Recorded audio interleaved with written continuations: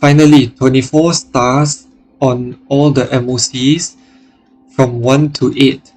So, and I'll tell you how to do it on a spreadsheet and the tier list that I've made, and as well as all the teams that I used for the MOCs. So, this is my spreadsheet for my teams and the tier list. And red teams here are level 60 when I first did them, level 70 in the yellow, and level 80 in the green team. So what I did here was that for Asta and Pela, they are level 40 and level 50 respectively. So what I did to get the 3-star was to remove Asta and complete the Team 2 challenge without Asta, so I can get the no down characters challenge done. Then I put back Asta, and then I complete Team 2 again to get the 28 cycles done challenge. So that's how I managed to do it here. Same with this MOC02. I remove Pela and put back Pela to meet my needs. And currently, Pela and Asta are still level 50 and level 40. So I'll explain the breakpoints here. So here MOC 3 is a breakpoint for me at that time because I don't have electric weakness and Jingyuan as a main DPS unit.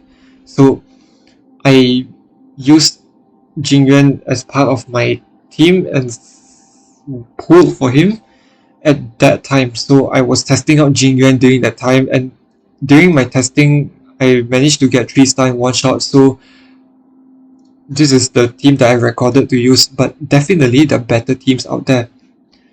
So for MOC04, I used the same team again, but this time I just used Jingyuan, but then I found that Jingyuan was not as good with a Clara side by side with Tingyun, March 7 and all that, so I removed Jingyuan, put Pela inside, and that's settled. And also I found that there's no electric weakness here, no lightning weakness, so I put Pela back in Jingyuan's slot. So for MOC05, things got really hard here, and the reason why Jingyuan was needed is because MOC5 features an electric weakness as well as 06. Both MOCs here, they want electric weakness to break the boss.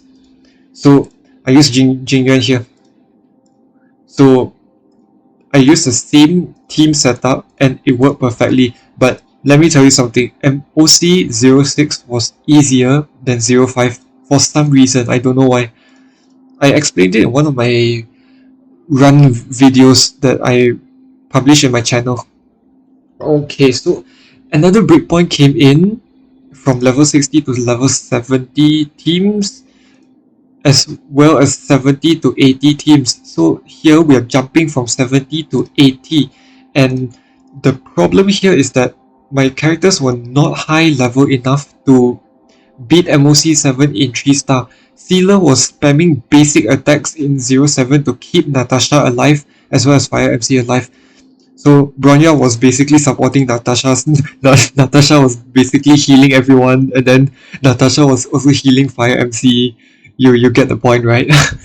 I posted one of the videos showing why Sealer basic attack was used to survive the entire run here in Team 1, but this run only granted me 2 stars. When I upgraded Sealer to level 80, I found that I can use a more offensive rotation instead of defensive rotation. So Sealer was doing much more damage. I was able to clear Team 1 much easier, as well as Team 2. But Team 2 in MOC07, I feel that you need luck. You need a lot of luck. Because Clara gets stunned by the void tramplers or something, and then Tingyun needs to pivot her offensive buffs with Clara and Jingyuan. But I feel that I feel that Jingyuan was not really needed on the second slot. It's actually better to use Pela together. But because M-onke 7 uses electric weakness on one of the ads, so it's easier to use Jingyuan that way. Then Clara will be used to spam ultimate attacks onto the Void Tramplers. And then for M-onke 08, the same thing happened, but I just removed Jingyuan for Pela. When I put Jingyuan into my tier 2 slot, I found that he was not doing enough damage. His sub DPS role, so called, was not doing enough damage. So I gave up the idea of using Jingyuan and then put Clara inside. And then Clara will act as a main DPS at this point, but I was really lucky that Clara was able to dish out so much damage in a short amount of time. And Clara at M-onke 08, she's level 70. Sealer was level 80. Jingyuan was level 80. So yeah. And I found that having a support character as Pela was able to help Clara deal more damage because of the defense strat. Okay, so my tier list here is a S, A, and B, but it's very hard to individualize characters, so I put them in combo. So much and Clara, I already said so many times that this is the best combo ever. And the Fire MC and Natasha are also very good because Natasha cures Fire MC and Fire MC draws aggro away from Natasha, so both of them have defensive pivot for health and defense. Very, very good combo here. Sealer and Bronya pretty much inseparable because Paizo Bronya grants Sealer extra turn, and Sealer using Swordplay Light Cone is better use Bronya. And Tingyun on herself is a standalone unit because she can be placed in any team as you like. Then Jingyuan here and Sealer paired with a Clara combo in A tier.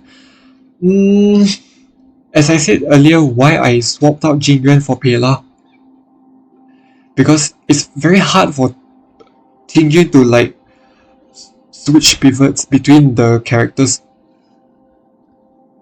And I found that having a support character deals more damage. The team with a support character deal more damage with two DPS side by side. That's what I feel. And so basically Clara in this A tier list acts as a tank and a sub DPS, while Jingyuan and Sealer will act as main DPS.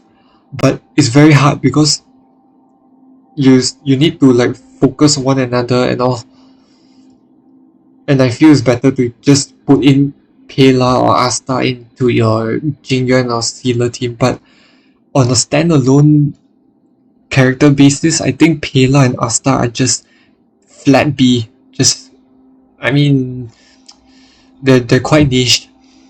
Asta can be replaced with Tingyun, Pela can be replaced with Silver Wolf.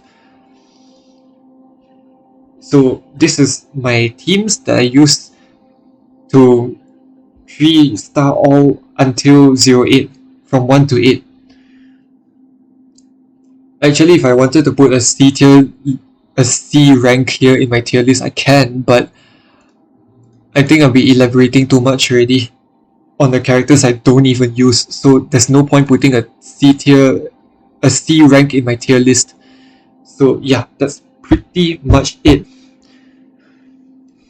So as you can tell, I've been using some of the same rotations in and out, because I feel that they can complete the missions and break the boss weaknesses and so on so forth.